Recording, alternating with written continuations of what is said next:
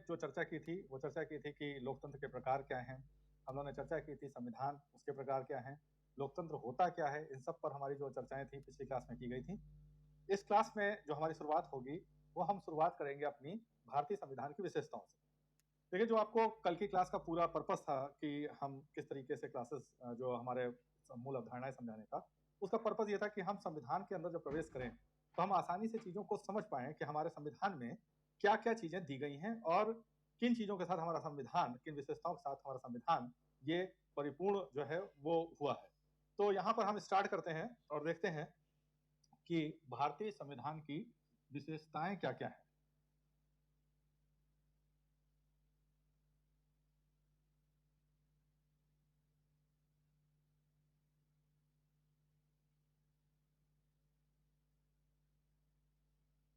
तो भारतीय संविधान की विशेषताएं, देखिए, इन विशेषताओं के संदर्भ में हमें जो चीजें देखनी है, जो हमने कल पढ़ा था उन्हीं में हम चीजों को क्या करेंगे, निकालेंगे, रखेंगे। देखिए, भारत में जो संविधान निर्माण हुआ है संविधान सभा का, वो कैबिनेट मिशन प्लान के बाद हुआ। और आज का जो हमारा कैबिनेट मिशन प्लान पे चर्चा है, ये अभी हम कुछ देर बाद जो है वो स्टार्ट करेंगे। उसके पहले हम थोड़ा सा एक आपको संक्षिप्त विवरण दे देते हैं। कैबिनेट मिशन प्लान में यह तय किया गया था कि भारत के जो निर्माण होगा संघ का, वो भारतीय संघ का निर्माण होगा और इस संघ में ब्रिटिश प्रांत और देसी रियासतें, ये दोनों जो है शामिल की जाएंगी। अब देसी रियासतें और जो ब्रिटिश प्रांत है, इन दोनों के संदर्भ में जो बात चल रही है वो क्या कह रही है कि ब्रिटिश प्रांतों की संख्या 11-12 उस समय हुआ करती थी, प्लस देसी रियासतें जिनकी संख्या 563 है, इनको मिलाकर एक संघ बन रहा है। ये संघ अमेरिकी संघ की तरह नहीं है और इसलिए भारतीय संविधान में जो संघीय स्वरूप अपनाया गया, जो कि कैबिनेट मिशन प्लान के माध्यम से आया है, वो संघीय स्वरूप अमेरिका के संविधान की तुलना में क्या हो रहा है, वो हमको क्या दिखाई दे रहा है, थोड़ा सा भिन्न दिखाई दे रहा है। भारत में जो रियासतें हैं वो वहां के शासकों की इच्छाओं के विरुद्ध शामिल की गई हैं और ये संभावनाएं हमेशा थी कि रियासतें ये प्रयास करें कि वो अपने आप को स्वतंत्र कर ले जाएं। भारत का जो बंटवारा हुआ है वो बंटवारा धर्म के नाम पर हुआ है। भारत में भाषा के आधार पर जो बड़े पैमाने पर संघर्ष चल रहा है कि राज्यों का निर्माण किया जाए और ये खतरे हमेशा थे कि भारत का विभाजन धर्म के आधार पर, ये भाषा के आधार पर, नई जाति पहचान के आधार पर ये ना होने पाए, भविष्य में इस तरह की संभावनाएं न जन्म लेने पाए। यह हमारे संविधान निर्माताओं के समक्ष ये चुनौती के रूप में, और संविधान निर्माताओं ने इन चुनौतियों को ध्यान में रखते हुए भारतीय संघ की परिकल्पना की और यह संघ यूएस संघ से थोड़ा डिफर दिखाई दे रहा है। यूएस में हमने देखा था कि 13 राज्य थे और 13 राज्यों ने मिलकर क्या किया था, संघ का निर्माण किया था। भारत में संघ पहले अवधारणा आ रही है और इसमें प्रांतों और राज्यों को शामिल किया जा रहा है। तब यहां पर जो व्यवस्था बनाई गई उसमें ध्यान रखा गया कि संघात्मक लक्षण तो दिखाई दें, लेकिन इन संघात्मक लक्षणों के साथ साथ अपने देश को अखंड बनाए रखने के लिए, भारत की अखंडता को सुनिश्चित करने के लिए आवश्यकता अनुसार एकात्मक लक्षण भी क्या कर लिए जाए, शामिल कर लिए जाए। तो भारतीय संविधान में जो हमें चीजें दिखाई दे रही हैं वो ये कि संघात्मक और एकात्मक लक्षण एक साथ दिखाई दे रहे हैं। तो हम क्या करेंगे, यहां ये देखेंगे कि संघात्मक लक्षण वो कौन कौन से हैं जो भारतीय संविधान का हिस्सा हैं और एकात्मक लक्षण कौन से हैं जो भारतीय संविधान का हिस्सा है, और साथ ही साथ कुछ ऐसे फीचर्स जो भारतीय संविधान को लोकतंत्र के अनुरूप बनाने के लिए डाले गए थे, उनके संदर्भ में भी चर्चा करेंगे। तो सबसे पहले हम लोग स्टार्ट करते हैं कि संघात्मक लक्षण वो हमें क्या क्या दिखाई दे रहे हैं, संघात्मक लक्षणों के बारे में संविधान के अंदर किस प्रकार के प्रावधान दिए गए हैं। देखिए, भारत में दो स्तर पर सरकारें कार्य कर रही हैं, निश्चित रूप से कार्य कर रही हैं। एक संघीय सरकार होती है और दूसरा राज्यों की सरकार है। जैसे आप जानते हैं कि मध्य प्रदेश में कांग्रेस की सरकार इस समय कार्यरत है और आप ये भी जानते हैं कि भारत जो संघ है उस संघ के स्तर पर भाजपा की सरकार या एनडीए जो कि गठबंधन है, गठबंधन की सरकार कार्यरत है। और हम ये भी जानते हैं कि ये दोनों सरकारों के बीच में शक्तियों का विभाजन है। कुछ विषय पर कानून सिर्फ राज्य की सरकारें बना सकती हैं और कुछ विषय ऐसे हैं जिन पर कानून बनाने का अधिकार संघ को प्राप्त है। हम ये भी जानते हैं कि करेंसी, विदेशी मामले, रक्षा, इस तरह के विषयों पर जो कानून बनाने का अधिकार है वो किसके पास है, संघ की सरकार के पास है। तो संघात्मक लक्षणों में याद करिए जो हमने पहला लक्षण पढ़ा था, वो पढ़ा था कि दो स्तर पर क्या होनी चाहिए, सरकारें होनी चाहिए, संघ की सरकार और राज्य की सरकार। और इन दोनों के बीच में शक्ति विभाजन हो जाना चाहिए। यानी कुछ विषय ऐसे हैं जिस पर संघ की सरकार कानून बनाएगी और कुछ विषय ऐसे हैं जिन पे राज्य की सरकार कानून बनाएगी। संविधान इस शर्त को क्या कर रहा है? पूरा कर रहा है। हमने संघात्मक लक्षण में दूसरा देखा था कि लिखित संविधान का होना अनिवार्य है। तो भारतीय संविधान के विषय में आप जानते हैं कि भारतीय संविधान कैसा है? एक लिखित संविधान है और विश्व का सबसे बृहद लिखित संविधान वो भारत का ही संविधान है। तो ये क्या है? दूसरी शर्त, लिखित संविधान। इसको भी हम क्या देख रहे हैं कि ये पूरा हो रहा है। तो दो शर्तें तो हमें यहाँ पर स्पष्ट रूप से क्या दिखाई दे रही हैं? ये पूरी हो गई।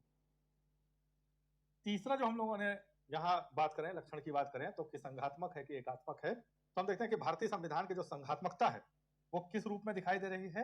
वो दिखाई दे रही है कि लिखित संविधान के अंदर संघ सूची और राज्य सूची का बंटवारा किया गया है और विषय इन संघ सूची और राज्य सूची में क्या कर दिए गए? स्पष्ट रूप से लिख दिए गए, जिन पर कानून राज्य या संघ बनाएगा।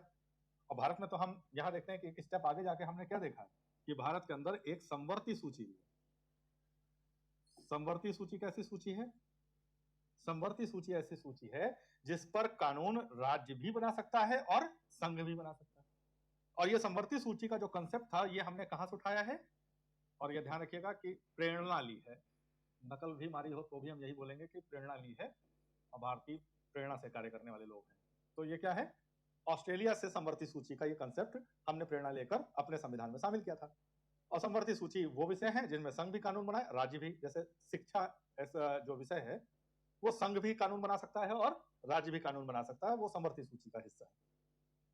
ध्यान रखिए, अवशिष्ट शक्तियां वो अलग मामला है, अवशिष्ट विषय वो अलग मामला है और समवर्ती सूची बिल्कुल डिफरेंट कंसेप्ट। ठीक, तो अवशिष्ट शक्तियों के बारे में हम लोग बाद में चर्चा करेंगे। जो इन तीनों सूचियों में नहीं होगा, संघ सूची, राज्य सूची और समवर्ती सूची, वो कहलाएगा अवशिष्ट विषय। तो हमने जब चर्चा की थी संघात्मक शासन व्यवस्था की तो अवशिष्ट विषय पर चर्चा की थी, लेकिन भारत में वो संघीय लक्षण हमको दिखाई नहीं देता है संविधान के अंदर। तो भारत में है क्या, ये अभी हम लोग थोड़ी देर में क्या करने वाले हैं, फिर से देखने वाले हैं। अच्छा, एक और चीज जो हम लोगों ने संघात्मक लक्षण में देखी थी वो ये था कि क्या सर्वोच्च न्यायालय संघ और राज्य के विवाद या संघ, राज्य और राज्य के मध्य विवादों को सुलझाता है? तो भारत में हम देखते हैं बिल्कुल। भारतीय संविधान में अनुच्छेद 131 दिया गया है, आर्टिकल 131, जिसमें क्या लिखा हुआ है कि अगर कोई विवाद संघ और राज्य के मध्य होगा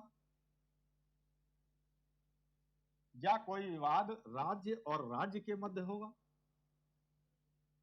तो ऐसे विवादों का निपटारा वो सर्वोच्च न्यायालय करेगा।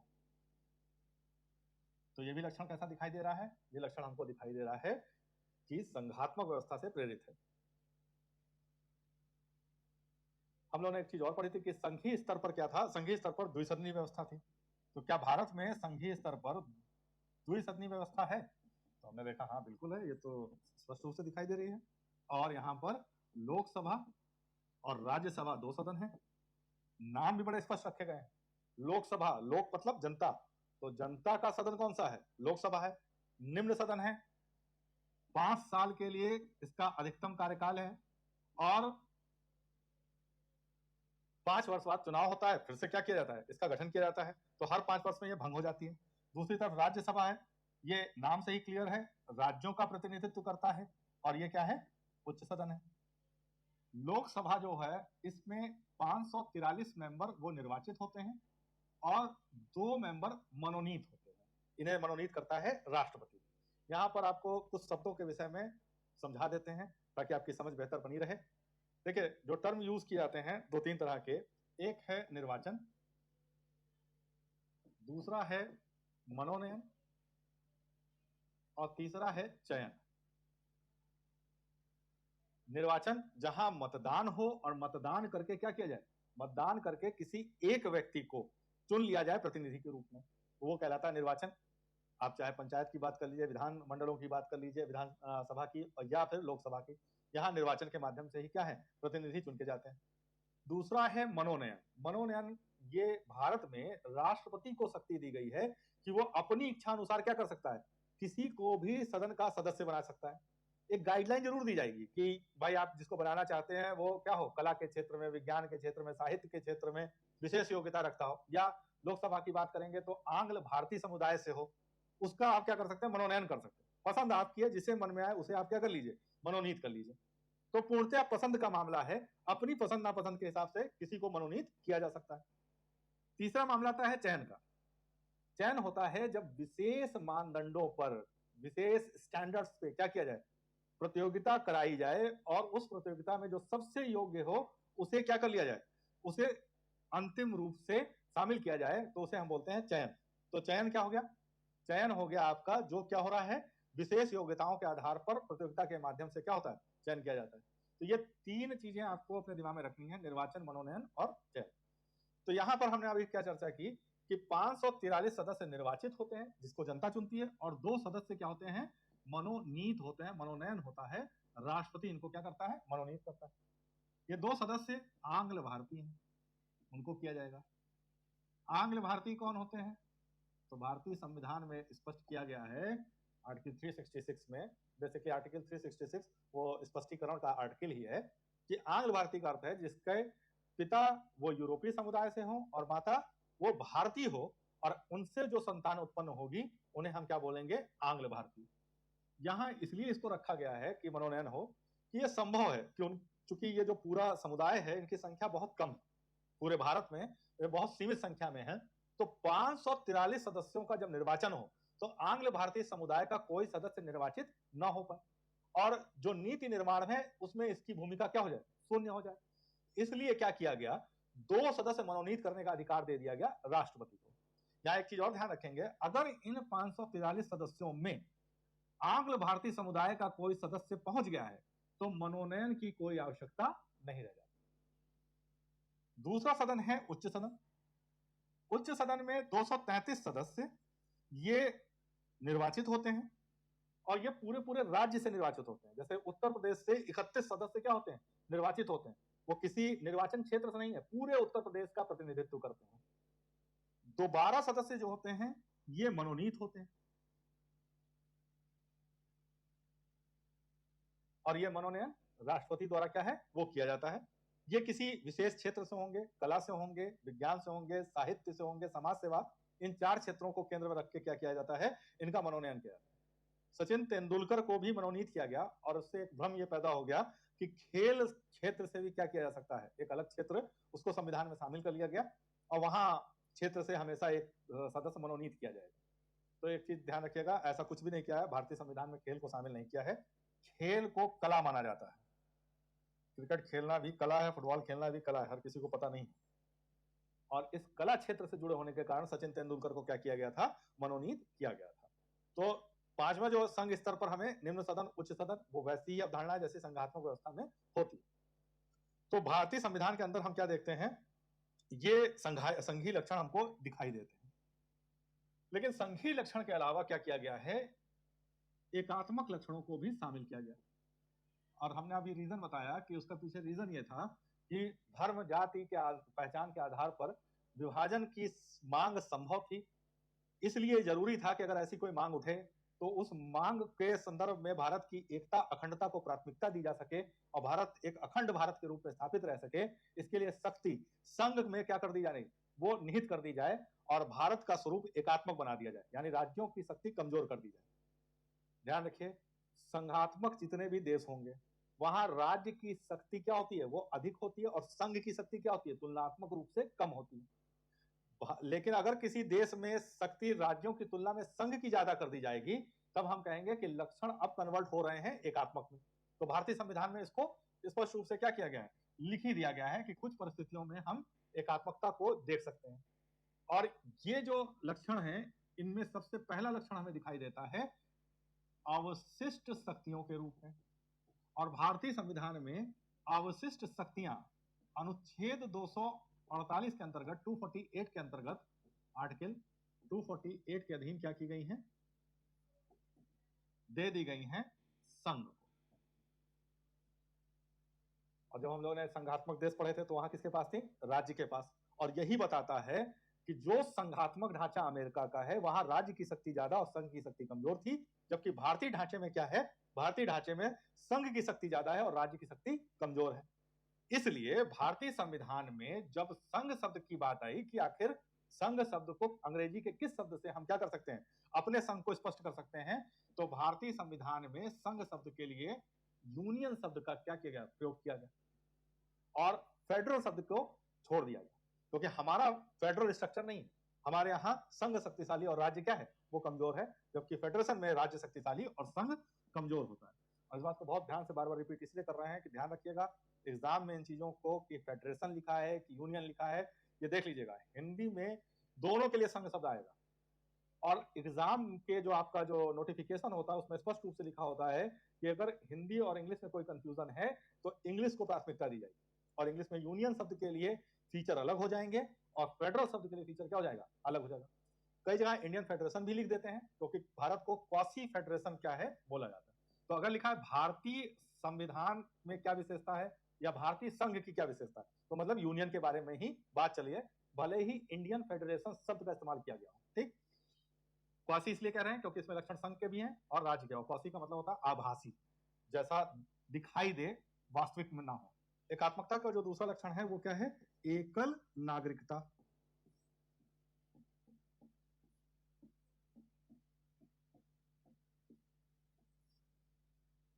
एकल नागरिकता भारतीय संविधान में भाग 2 में नागरिकता है और आर्टिकल 9 जब हम लोग पढ़ेंगे तो देखेंगे उसमें क्या लिखा हुआ है कि एकल नागरिकता ही भारतीय संविधान के संदर्भ में स्वीकृत है, दोहरी नागरिकता का प्रावधान भारत के अंदर नहीं किया गया है। तो तीसरे यहाँ पे लक्षण है उनको देखते हैं। भारत में एक पद सृजित किया गया है और उसे कहा गया है राज्यपाल। राज्यपाल राज्य का क्या होता है, वो प्रधान होता है और इसकी नियुक्ति की जाती है राष्ट्रपति द्वारा और राष्ट्रपति सलाह पे काम करता है मंत्रिपरिषद की जो संघ के स्तर पर है। तो राज्यपाल बेसिकली क्या है, संघ की तरफ से नियुक्त एक व्यक्ति है जो क्या कर रहा है, ये ध्यान दे रहा है कि राज्य कोई ऐसा कार्य ना करने पाए जो भारत की अखंडता के लिए खतरा बन जाए। तो राज्यपाल का जो पद है वो राज्यपाल का पद अपने आप में क्या दिखाता है, एक एकात्मकता के लक्षण को प्रदर्शित करता है जिसके माध्यम से राज्यपाल राज्यों के ऊपर नियंत्रण कर रहा है और संघ के प्रतिनिधि के रूप में कार्य करता हुआ दिखाई दे रहा है। एकात्मकता के जो अन्य लक्षणों की बात करते हैं जो भारतीय संविधान के विशिष्ट फीचर के रूप में है वो ये है कि भारत में आपातकाल की स्थिति में युद्ध हो जाए, आंतरिक रूप से कोई संघर्ष विद्रोह हो जाए जो सशस्त्र हो या कोई हमला हो जाए, बाह्य आक्रमण हो जाए, ऐसी स्थिति में भारत क्या कर सके, भारत की संघीय सरकार क्या कर सके, स्थितियों पर नियंत्रण स्थापित कर सके। या मान लीजिए कि कोई राज्य संविधान के नियमों के अनुरूप कार्य ना करके क्या कर रहा है, वो स्वतंत्र रूप से कार्य करने लगे, तो ऐसी सरकारें संविधान विरुद्ध कार्य करके भारत के लिए खतरा उत्पन्न कर सकती हैं। तो राज्य की ऐसी सरकारों को हटाया जा सके, ये सारी शक्तियां हमारे संविधान में दी गई हैं और इसे आपातकालीन शक्तियों के नाम से क्या किया गया है, स्पष्ट किया गया है। तो आपातकालीन शक्तियां ये हमारे संविधान का ऐसा फीचर है जो संघ को आपातकालीन परिस्थितियों में सारी शक्तियां सौंप देती हैं और राज्यों की शक्तियों को क्या कर देती हैं, समाप्त कर देती हैं। तो पूरा लक्षण कैसा बदल के हो जाता है, एकात्मक हो जाता है, एक ही स्तर की सरकार है और वही सारा काम क्या कर रही है, वो करेगी। कुछ परिस्थितियां ऐसी हैं जहां राज्य स्वयं इस तरीके का जो है इनिशिएशन ले सकते हैं कि वो क्या करें, वो एकात्मक में परिवर्तित हो जाए। जैसे 2 या 2 से अधिक राज्य मिलकर कानून बनाने की शक्ति जो राज्य सूची का विषय है वो सौंप सकते हैं किसे, संघ को। तो ये शक्ति ये क्या दिखाती है, ये लक्षण कैसा हो गया, एकात्मक हो गया। 2 या 2 से अधिक राज्य मिलकर राज्य सूची के विषय पर कानून बनाने का अधिकार संघ को सौंप सकते हैं। तो ये लक्षण कैसा हो गया, एकात्मक हो गया।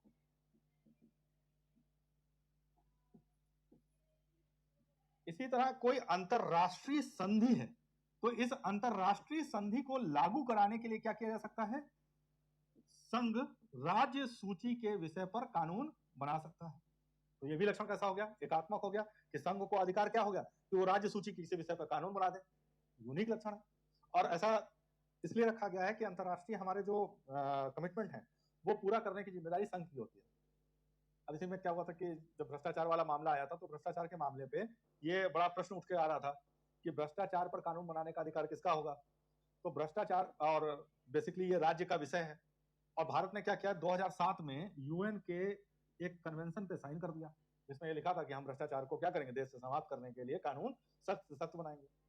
तो जब जन लोकपाल यादव अन्ना साहब ने जो है आंदोलन चालू किया, अन्ना हजारे का ये जो आंदोलन था, उस आंदोलन के दौरान इस पर चर्चा की गई कि जन लोकपाल विधेयक लाया जाए, जो भ्रष्टाचार के विरोध में कानून जो है वो संसद द्वारा बनाया जाना चाहिए।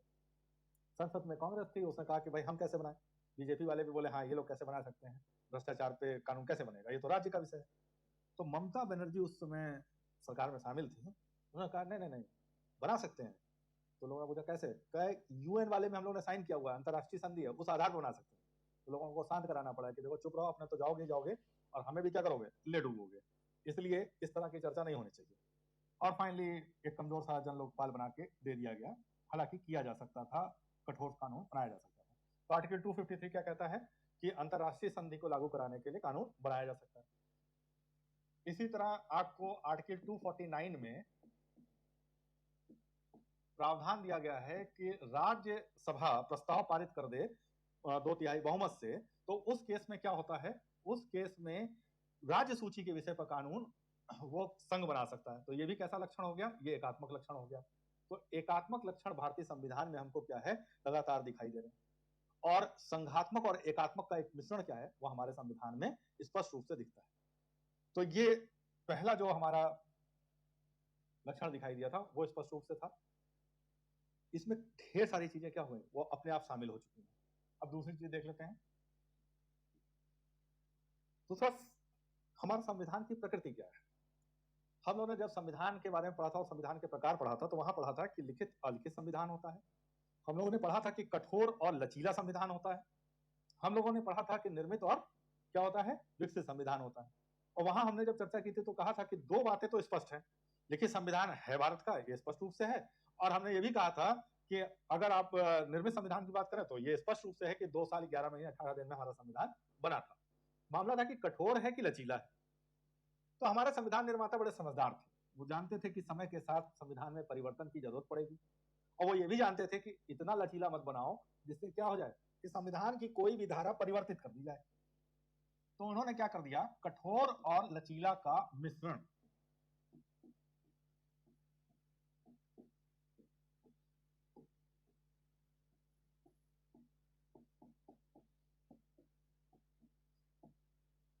कठोर और लचीला का मिश्रण, यह हमारे संविधान में फीचर के रूप में रखा गया। देखिए कैसे यह कठोर लचीला का मिश्रण है। भारतीय संविधान में अनुच्छेद 368 में 368 में संविधान के संशोधन के विषय में प्रावधान दिया गया कि किस प्रक्रिया से संविधान संशोधित किया जा सकता है, और 2 तरीके के संशोधन वहां पर बताए गए। और चूंकि कुछ अनुच्छेद ऐसे हैं जिनसे तीसरे प्रकार का संशोधन भी हमको दिखाई देता है, तो हम पूरे संविधान को अगर पढ़ते हैं तो 3 तरह से संविधान के प्रावधानों में संशोधन संभव दिखाई देता है। और ये 3 तरह कौन कौन से हैं? एक है साधारण बहुमत द्वारा संशोधन, दूसरा हमें दिखाई देता है विशेष बहुमत से संशोधन, और तीसरा हमें दिखाई देता है विशेष बहुमत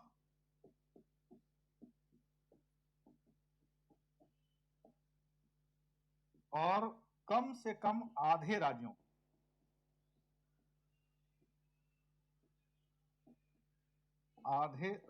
के अनुसमर्थन से संशोधन।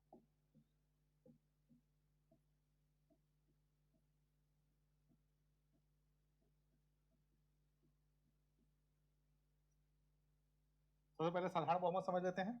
देखिए साधारण बहुमत में क्या है, संविधान के कुछ प्रावधानों में यह दिया गया है कि संविधान के वो प्रावधान, पर्टिकुलर प्रावधान क्या होंगे, वो साधारण बहुमत से ही संशोधित किए जा सकते हैं। और साधारण बहुमत के बारे में बताया गया है कि साधारण बहुमत क्या होगा कि किसी भी दिन सदन में, 2 सदन है, लोकसभा है और राज्यसभा है।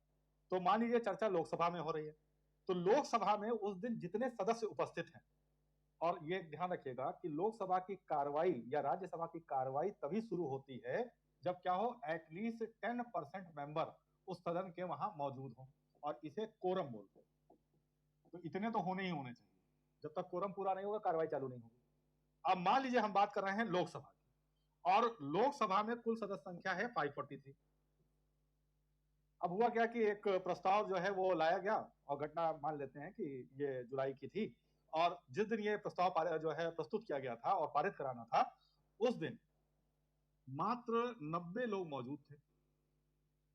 तो कहा गया कि उपस्थित और मतदान करने वालों के आधे से एक अधिक सदस्य अगर अपना समर्थन दे देंगे तो प्रस्ताव पारित मान लिया जाएगा।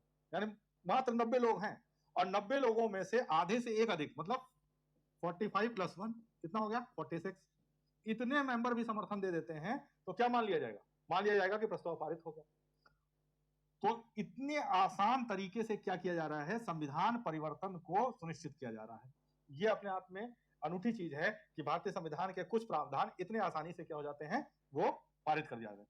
तो उपस्थित और मतदान करने वाले आधे से एक अधिक सदस्य के समर्थन से प्रस्ताव पारित हो जाए।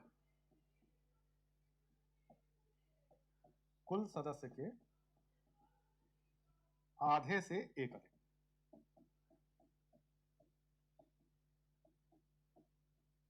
ठीक, इसमें संख्या बल मायने नहीं रखता। अब इसे कौन कौन से ऐसे प्रावधान है जो इससे परिवर्तित हो सकते हैं, तो हम देखेंगे कि इसमें कौन कौन शामिल हो जाता है। नए राज्यों का निर्माण करना हो, राज्यों का नाम परिवर्तन करना हो, उसकी सीमाओं में कोई परिवर्तन करना हो, तो वो इसी माध्यम से क्या करें, साधारण बहुमत से प्रस्ताव पारित कर दीजिए और नया राज्य बन जाएगा। जैसे तेलंगाना का निर्माण अगर करना है तो यही प्रक्रिया क्या है, अपनाई गई और तेलंगाना क्या हो गया, वो बन गया। इसी तरह अगर आर्टिकल 169 की बात करें तो वो कहता है कि विधान परिषद का गठन किया जा सकेगा और विधान परिषद का प्रस्ताव वो संसद कैसे पारित करेगी, साधारण बहुमत से पारित करेगी। यानी यही प्रक्रिया अपनाकर क्या कर लेगी, पारित कर देगी। सांसदों के वेतन भत्ते वाला जो बिल होता है जिसमें अपना वेतन बढ़वाना है, तो उसको भी इसी तरीके से कर दिया साधारण बहुमत से, ताकि क्या हो जाए, हम पहुंचे या ना पहुंचे, कम सदस्य भी पहुंचे लेकिन तनख्वाह हमारी क्या हो जाए, वो बढ़ जाए, वो इस हिसाब से कर दिया जाए। भाषा, कोई भाषा है जिसे हम क्या चाहते हैं, 8वीं अनुसूची में शामिल करना चाहते हैं, तो वो भी क्या हो जाएगा, इसी तरीके से उसको क्या किया जा सकता है, संशोधित किया जा सकता है। तो ये कुछ अनुच्छेद हैं, कुछ प्रावधान हैं जिनको क्या किया जा सकता है, साधारण बहुमत से आप संशोधन कर सकते हैं। भारतीय संविधान में इसका प्रोविजन किया गया है। दूसरा और तीसरा जो प्रकार है विशेष बहुमत और आधे से अधिक राज्यों के अनुसमर्थन का, वो अनुच्छेद 368 में दिया गया है। और अनुच्छेद 368 कहता है कि कुछ प्रावधान भारतीय संविधान के ऐसे हैं, उनमें 2 शर्तों का पूरा होना जरूरी है। नंबर 1, सदन की कुल सदस्य संख्या, ध्यान रखिए यहां क्या कह रहे हैं, सदन की कुल सदस्य संख्या, सदन की कुल सदस्य संख्या के आधे से एक अधिक समर्थन दे। और नंबर 2 है उपस्थित और मतदान करने वाले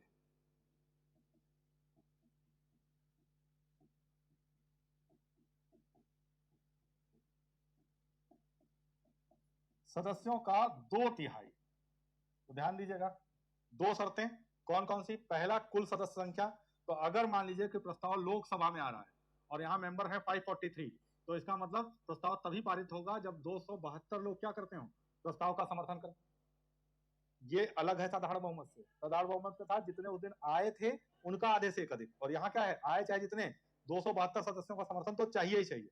और साथ में क्या कर रहा है, जितने लोग उपस्थित हैं और जितने मतदान कर रहे हैं उनका 2/3। तो मान लीजिए कि किसी दिन 405 सदस्य उपस्थित थे और 405 सदस्यों में जो मतदान कर रहे हैं वो मतदान कर रहे हैं 396 सदस्य, इन्होंने मतदान किया। अब पहले चीज तो ये समझिए, उपस्थित और मतदान करना, उपस्थित 405 और मतदान कर रहे हैं 396, तो नंबर कौन सा लिया जाएगा, 405 को ही हम क्या मानेंगे, ये नंबर मार्क जो है हमारे लिए इंपॉर्टेंट है। यानी जिन्होंने मतदान नहीं किया, जो एब्सेंटी हैं, उनको हम क्या मान लेंगे कि वो विरोध में है, समर्थन में नहीं है। इसका 2/3 करेंगे और ये 2/3 कितना आ रहा है, 135। टोटल नंबर कितना हुआ, 270। अब क्या हुआ, अगर उपस्थित 405 थे, 270 ने समर्थन कर भी दिया तो भी प्रस्ताव पारित नहीं होगा, क्योंकि पहले वाली शर्त पूरी नहीं हो रही है 272 की। दोनों शर्तें क्या होनी चाहिए, एक साथ पूरी होनी चाहिए। तो उस केस में ये नंबर क्या होना चाहिए, ज्यादा होना चाहिए था, जो कि हमें कम दिखाई दे रहा है, इसलिए प्रस्ताव क्या हो जाएगा, वो फेल कर जाएगा, पास नहीं होगा। तो यहां प्रस्ताव पारित करने के लिए इन शर्तों के साथ जाना होगा और दोनों शर्तों को एक साथ पूरा कराना होगा। अब मान लीजिए यही संख्या 405 की जगह ये बढ़ जाए और 415 हो जाए या 420 हो जाए, 425 हो जाए, तो उस केस में क्या हो जाएगा, 2/3 सदस्य के समर्थन करते ही ये संख्या 270 से ऊपर हो जाएगी और प्रस्ताव पारित हो जाएगा। इससे देखिए लाभ क्या हुआ। लाभ ये हुआ कि सत्ता पक्ष तो 272 सदस्यों के साथ है, लेकिन अगर विपक्ष भी आ गया और उसने मतदान में हिस्सा लिया और 2/3 की संख्या पूरी नहीं कर पाए, तो उस केस में प्रस्ताव पारित नहीं हो पाएगा। तो विपक्ष का सहयोग लेना क्या हो जाता है, वो अनिवार्य हो जाता है। बिना विपक्ष के सहयोग के प्रस्ताव पारित नहीं किया जा सकता। तो दूसरा जो हमारे यहाँ दिया गया है वो ये दिया गया है, और ये अनुच्छेद 368 में है। थर्ड वाला इसी का एक्सटेंशन है। इसे विशेष बहुमत से पारित करना होगा, आधे राज्यों का अनुसमर्थन लेना होगा। यहाँ ये देख लेते हैं कि थर्ड जो हमारा जो तरीका है संशोधन करने का, उससे कौन कौन से प्रावधान बदले जा सकते हैं। तो जो बच जाएंगे वो अपने आप विशेष बहुमत या दूसरे वाले तरीके में क्या हो जाएंगे, शामिल हो जाएंगे। इसमें जो प्रावधान रखे गए हैं जिसमें राज्यों की सहमति लेना जरूरी है, वो है राष्ट्रपति की चुनाव प्रक्रिया।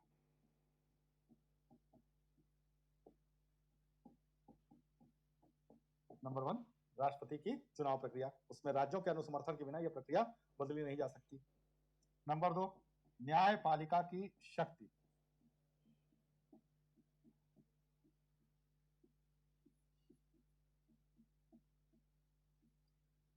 और खुद अनुच्छेद 368 आर्टिकल 368 में अगर कोई संशोधन करना हो तो बिना राज्यों के अनुसमर्थन के उसे बदला नहीं जा सकता। ध्यान दीजिएगा, आपने शायद न्यूज पढ़ी होगी कभी कि NJAC national judicial appointment commission गठित किया गया था, राष्ट्रीय न्यायिक नियुक्ति आयोग, और इसे पारित कराने के लिए आधे से अधिक राज्यों का अनुसमर्थन लेना पड़ा था। लेकिन फाइनली इस NJAC को सुप्रीम कोर्ट ने क्या कर दिया, असंवैधानिक घोषित कर दिया था। प्रक्रिया लेकिन क्या थी, न्यायपालिका का मामला था, अपॉइंटमेंट न्यायपालिका में करना था, इसलिए क्या करना पड़ा था, आधे राज्यों का अनुसमर्थन लेना पड़ा था। इसके अलावा जिस संशोधन के लिए राज्यों का अनुसमर्थन जरूरी है वो कौन सा है, वो है कि केंद्र और राज्य के मध्य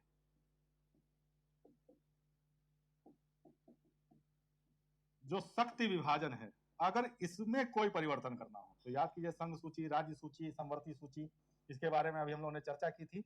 अगर इनमें कोई परिवर्तन करना हो तो किसी भी दशा में क्या करना पड़ेगा, राज्यों का अनुसमर्थन लेना ही पड़ेगा। तो ये कठोर और लचीला हमें दोनों दिखाई दे रहा है।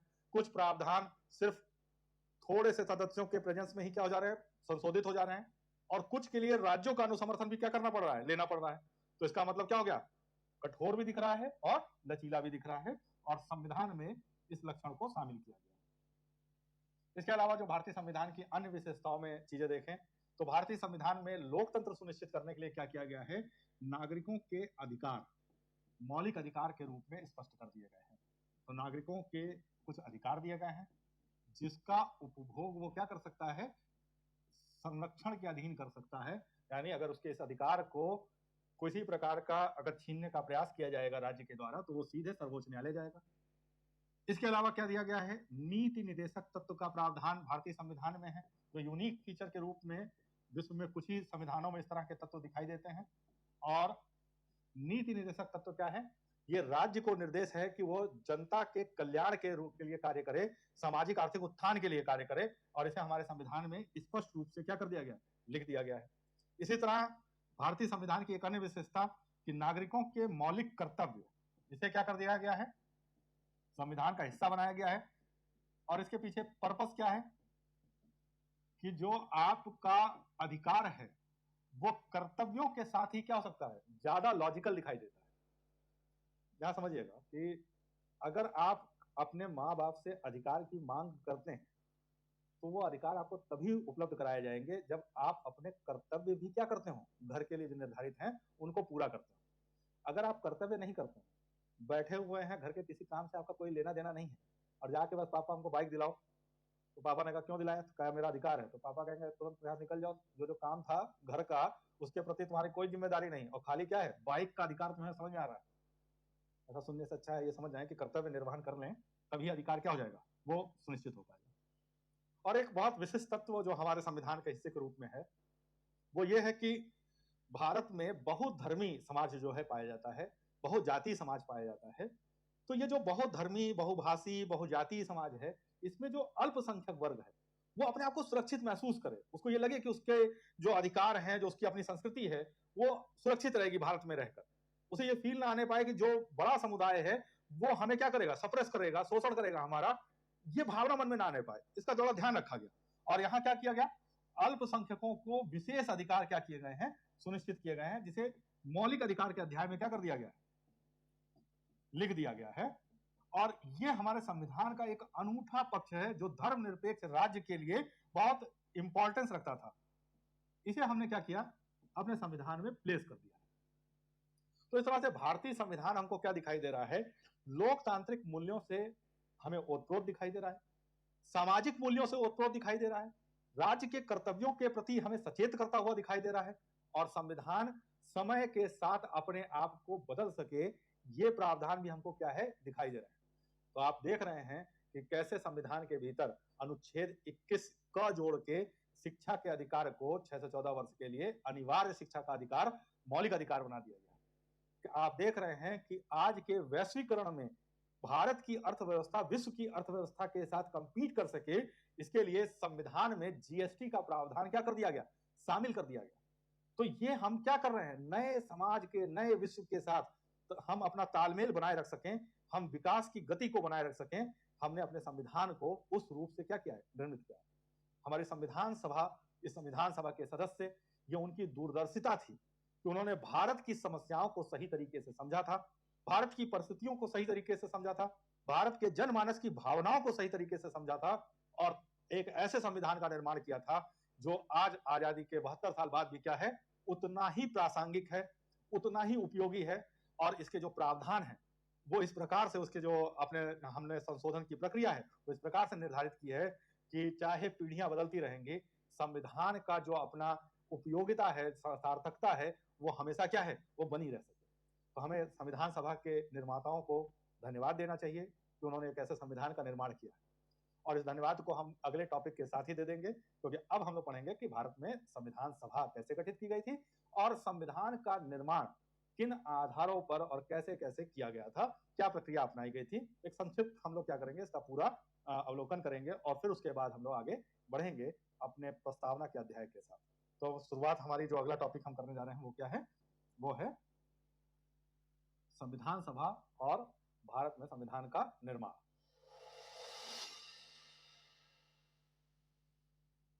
अब हम लोग देखेंगे कि संविधान सभा और संविधान का निर्माण कैसे हुआ। तो हमारे जो अगला टॉपिक है वो है संविधान सभा और संविधान का निर्माण।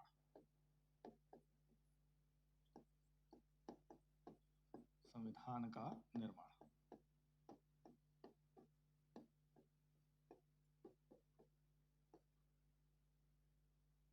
संविधान सभा और संविधान के निर्माण से के लिए जो हमें स्टार्ट करेंगे, हम थोड़ा सा हिस्ट्री में जाएंगे और हिस्ट्री को ब्रीफ में लेंगे। देखिए, जो संवैधानिक विकास का हिस्सा है वो दरअसल इतिहास का हिस्सा है, और इतिहास की जब क्लासेस होंगे आपके मॉडर्न इंडिया के, तो भारतीय संविधान का विकास कैसे हुआ था, संवैधानिक विकास की जो पूरे का पॉलिसी थी वो किस प्रकार से आई थी, उसको आप डिटेल में पढ़ेंगे। यहाँ हम लोग ये देखेंगे कि संविधान का जो विकास हुआ है, संक्षिप्त में एक बार समझ लेते हैं कि क्या क्या हुआ था। देखिए, आपने पढ़ रखा है कि 1602 में ब्रिटिश ईस्ट इंडिया कंपनी वो भारत आ रही है, और ये जो ईस्ट इंडिया कंपनी है ब्रिटेन की, ये जो भारत आ रही है, इसका भारत आने का पर्पस क्या है, व्यापार करना। और व्यापार करके वो क्या चाहती है कि अधिक से अधिक लाभ कमा सके। तो इसी लाभ को कमाने के लिए वो क्या कर रही है, भारत में पहुंच रही है। अब मुद्दा यहाँ ये है कि 1602 में ये जो कंपनी आ रही है, यहाँ आने के 150 सालों के भीतर 1757 के आसपास आते आते वो भारतीय राजनीतिक जो व्यवस्था है उस पर अपना नियंत्रण स्थापित करना चाहती है, और वो भारतीय राजनीति में हस्तक्षेप कर रही है, और यहाँ पर अपनी कंट्रोलिंग करके इस पूरे देश के अंदर वो अपनी सत्ता स्थापित करने का प्रयास करने लगती है। तो वो क्या कारण है कि जिनसे ये व्यापार करने वाली कंपनी, जिसका कोई लेना देना राजनीति से नहीं है, वो राजनीतिक मामलों में हस्तक्षेप कर रही है, और हस्तक्षेप करके क्या चाहती है, ज्यादा लाभ अर्जित कर सके। तो यहाँ पे ये समझने के लिए हम क्या करते हैं, पहले शुरुआती व्यापारिक जो गतिविधियां हैं उनको समझने की कोशिश करते हैं। देखिए, अब ईस्ट इंडिया कंपनी आ रही है तो ये भारत से व्यापार किन चीजों का कर रही है?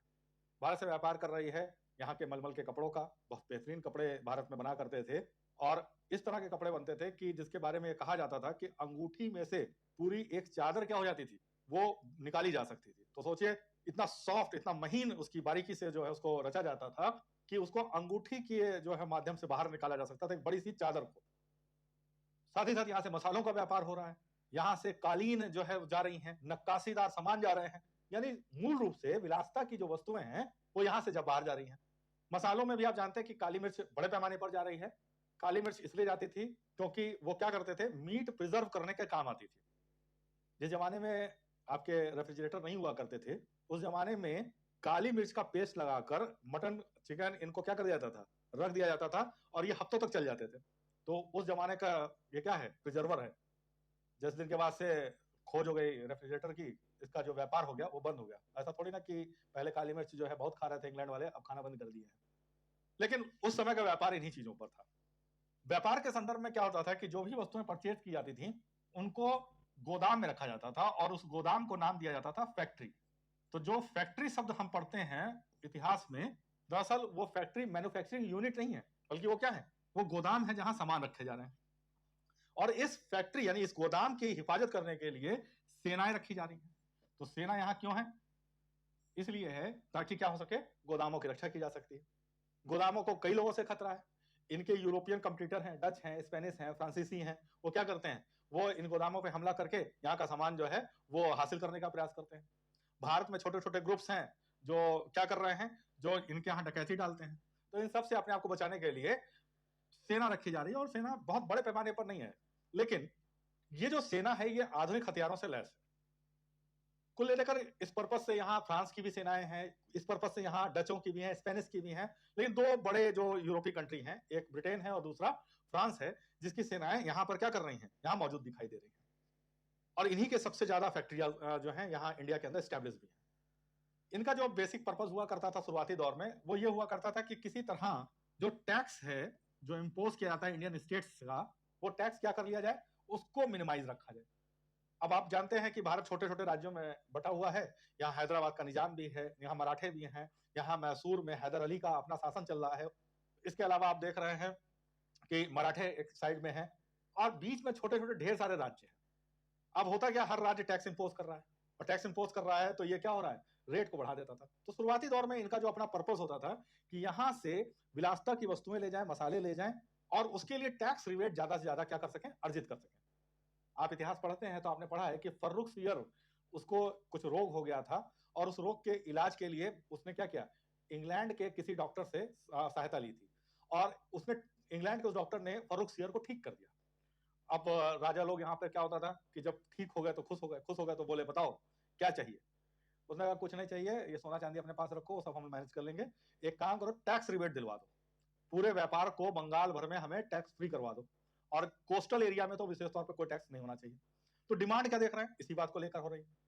अब ये जो पूरा मामला है ये 1700 तक ठीक ठाक चलता था, लेकिन 1700 तक आते आते क्या हुआ, ब्रिटेन और पूरे यूरोप में औद्योगिक क्रांति हो गई। औद्योगिक क्रांति ने वहां मशीनीकरण को बढ़ावा दे दिया, और नतीजा क्या हुआ, मशीन से बनी हुई वस्तुएं वो मार्केट में आना शुरू हो गई। अब भारत से जो माल जा रहा है वो हैंडलूम का है, हाथ से बना हुआ है, और ब्रिटेन में जो मैन्युफैक्चर हो रहा है वो मशीन से बना हुआ है। कॉस्ट किसकी कम है, कॉस्ट कम हो रही है जो ब्रिटेन का बना हुआ सामान है, इसलिए डिमांड भी किसकी होगी, ब्रिटेन के बने हुए मशीन के प्रोडक्ट की, और भारतीय सामान की मांग क्या होने लगेगी, वो घटने लगेगी। तो ईस्ट इंडिया कंपनी के व्यापार के सामने संकट होगा।